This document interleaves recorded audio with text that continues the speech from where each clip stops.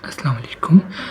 आज हम करेंगे क्लास 12 केमिस्ट्री का चैप्टर नंबर 2 इलेक्ट्रोकेमिस्ट्री। इलेक्ट्रोकेमिस्ट्री क्या होता है? इलेक्ट्रोकेमिस्ट्री वो केमिस्ट्री की ब्रांच है जिसमें हम डील करते हैं केमिकल रिएक्शंस के साथ। जिन केमिकल रिएक्शंस के साथ हम डील करते हैं उनमें मूवमेंट ऑफ इलेक्ट्रॉन्स और प्रोडक्शन और यूज़ ऑफ इलेक्ट्रिसिटी इन्वॉल्व हो तो उस ब्रांच ऑफ केमिस्ट्री को इलेक्ट्रोकेमिस्ट्री बोलते हैं। दरअसल इलेक्ट्रोकेमिस्ट्री वो ब्रांच है जिसमें इलेक्ट्रिकल एनर्जी यूज़ और प्रोड्यूस की जाए बाय मूवमेंट ऑफ इलेक्ट्रॉन्स के ज़रिए, तो उस स्टडी को हम इलेक्ट्रोकेमिस्ट्री बोलते हैं। इलेक्ट्रोकेमिस्ट्री दो कॉन्सेप्ट आपको पता होना चाहिए। इसमें हम इलेक्ट्रिकल एनर्जी को केमिकल एनर्जी में कन्वर्ट करते हैं बाय इलेक्ट्रोलाइटिक सेल और केमिकल एनर्जी को इलेक्ट्रिकल एनर्जी में कन्वर्ट करते हैं बाय गैल्वेनिक वोल्टिक सेल के ज़रिए। ठीक है, इन एनर्जी को कन्वर्ट करने के लिए हमें सोर्स जो चाहिए होती है, एनर्जी सोर्स जो चाहिए होती है वो बैटरीज और सेल फ्यूज सेल्स होते हैं। इलेक्ट्रोलाइटिक सेल क्या होता है? इलेक्ट्रोलाइटिक सेल वो डिवाइस है जो यूज़ करता है इलेक्ट्रिकल एनर्जी करते हुए नॉन सिमेट्रोनियस केमिकल रिएक्शन को ड्राइव करता है। अब नॉन सिमेट्रोनियस केमिकल रिएक्शंस कौन से हैं? वो केमिकल रिएक्शंस जो खुद ना हो, उनको चाहिए हो रिक्वायर्ड, उनको चाहिए हो एक्सटर्नल एनर्जी। इस तरह आपको पता होना चाहिए गैल्वेनिक सेल क्या होता है। गैल्वेनिक सेल वो डिवाइस, वो सेल है जो यूज़ करता है केमिकल एनर्जी को इलेक्ट्रिकल एनर्जी ड्राइव करने के लिए। इसी तरह जैसे कि नॉन सिमेट्रोनियस केमिकल रिएक्शन है, इस तरह स्पॉन्टेनियस केमिकल रिएक्शन वो केमिकल रिएक्शन है जो होता है खुद ही और उसको कोई एक्सटर्नल एनर्जी नहीं चाहिए होती प्रोसीड करने के लिए। इसके बाद आपको पता होना चाहिए ऑक्सीडेशन रिडक्शन क्या है। ऑक्सीडेशन और रिडक्शन क्या है? ऑक्सीडेशन लॉस ऑफ कोई लॉस ऑफ इलेक्ट्रॉन और reduction gain of electron.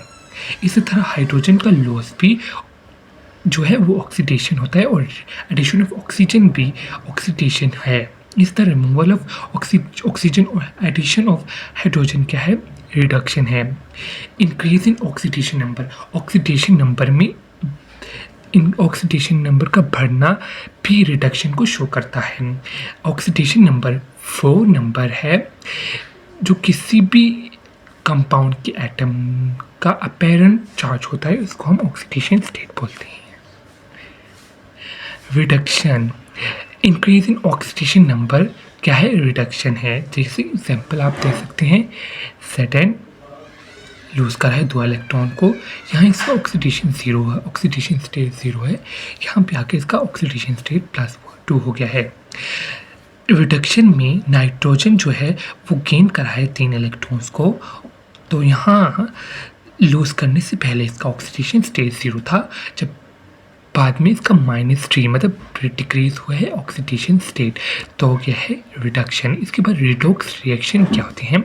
Redox reaction वो केमिकल रिएक्शंस होते हैं जिसमें एक सब्सटेंस रिड्यूस हो रहा होता है और दूसरा ऑक्सीडाइज हो रहा होता है।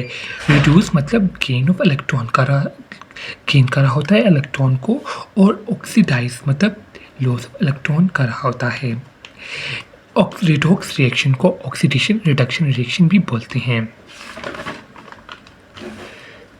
जैसे कि आपके पास ये एग्जांपल है NaCl + Cl2 के पास एग्जांपल है रिडॉक्स रिएक्शन की, जिसमें Na सोडियम और क्लोरीन आपस में रिएक्ट करके NaCl बना रहे हैं। इस रिएक्शन में Na जो है वो ऑक्सीडाइज हो, इस रिएक्शन में Na जो है वो ऑक्सीडाइज हो रहा है और Cl2 जो है वो रिड्यूस हो रहा है। इस रिएक्शन में ऑक्सीडेशन और रिडक्शन दोनों हो रहे हैं, तो इस वजह से इसको रिडॉक्स रिएक्शन कहेंगे। इसके बाद ऑक्सीडेशन नंबर, जैसे कि आपको मैंने बताया है, ऑक्सीडेशन नंबर वो अपेरेंट चार्ज होता है किसी भी कंपाउंड के एटम का जो शो हो रहा होता है। ऑक्सीडेशन नंबर को ऑक्सीडेशन स्टेट भी बोलते हैं। ये रिप्रेजेंट करता है किसी भी एलिमेंट को कि वो लॉस ऑफ इलेक्ट्रॉन कर रहा है या गेन। पता होना चाहिए कि हम किसी भी एलिमेंट्स को कैसे ऑक्सीडेशन नंबर असाइन करते हैं। जो भी फ्री एलिमेंट है होगा रिएक्शन में, उसकी ऑक्सीडेशन स्टेट हमेशा क्या होगी? 0 होगी। इसी तरह ग्रुप 1A, ग्रुप 2A और ग्रुप 3A एलिमेंट्स का जो ऑक्सीडेशन स्टेट होगी +1 +2 +3, जैसे कि ग्रुप 1 के एलिमेंट जो है हाइड्रोजन है, लिथियम, बेरिलियम वगैरह, इन सब की क्या होगी, ऑक्सीडेशन +1 होगी। इसी तरह ग्रुप 7A जो कि हैलोजन है, उनकी ऑक्सीडेशन स्टेट क्या होगी, -1, जैसे कि क्लोरीन, बोरीन, फ्लोरीन, इन सब की ऑक्सीडेशन स्टेट क्या होगी, -1। इसके बाद मोनो एटॉमिक आयंस, मतलब हमेशा उनकी चार्ज की ही बराबर होगी, जैसे कि NaCl जो है एक मोनो एटॉमिक आयन है, जिसका आयन चार्ज क्या है, +1, तो उसका ऑक्सीडेशन स्टेट भी +1 ही होगा। इसी तरह ऑक्सीजन का यूजली ऑक्सीडेशन स्टेट -2 ही होता है, जैसे कि अब ऑक्सीजन वाटर में है तो -2 ही इसका ऑक्सीडेशन स्टेट होगा। इसके बाद हाइड्रोजन का यूजली ऑक्सीडेशन स्टेट +1 होता है अगर वो नॉन मेटल के साथ हो, जैसे कि HCl के साथ, यहाँ पे इसका ऑक्सीडेशन स्टेट क्या होगा, +1। अगर हाइड्रोजन मेटल्स के साथ होगा तो उसका ऑक्सीडेशन स्टेट -1 होगा, जैसे कि NaH है, Na जो है वो मेटल है, इसके साथ अब H का ऑक्सीडेशन स्टेट -1 होगी।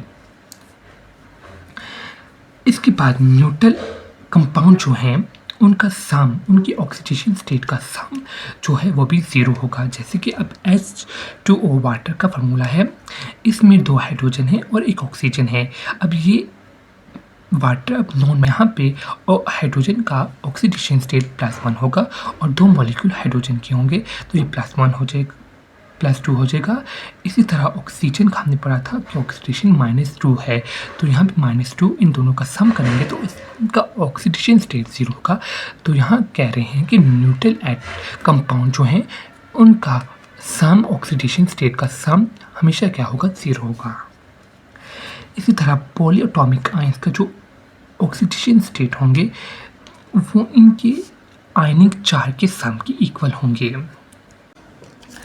इसके बाद हमें पता होना चाहिए कि हम ऑक्सीडेशन स्टेट किसी भी एलिमेंट के कैसे फाइंड कर सकते हैं।